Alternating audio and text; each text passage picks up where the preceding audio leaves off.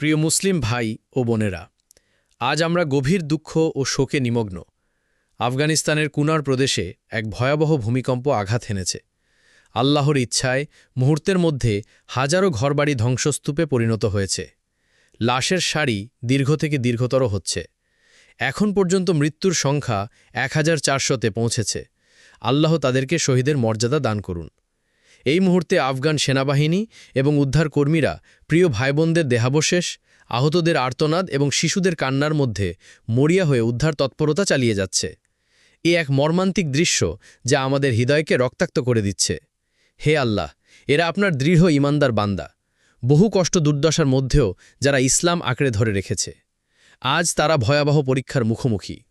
এই বিপদে গোটা বিশ্বের মুসলমানরা ব্যথিত, মর্মাহত এবং অশ্রুসিক্ত। আমরা সবাইকে স্মরণ করাতে চাই, মুমিন মাত্রই মুমিনের ভাই। আজ আফগান ভাইবোনদের দুঃখে আমাদের দুঃখিত হওয়া ঈমানের দাবি। তাই আসুন আমরা দোয়া করি, আল্লাহ তাদের শহীদদের জান্নাতুল ফিরদাউস দান করুন, আহতদের সুস্থতা দান করুন, শোকাহত পরিবারগুলোকে ধৈর্য ও সান্ত্বনা দিন, আর আমাদের সকলকে এ ধরনের বিপদ থেকে হেফাজত করুন।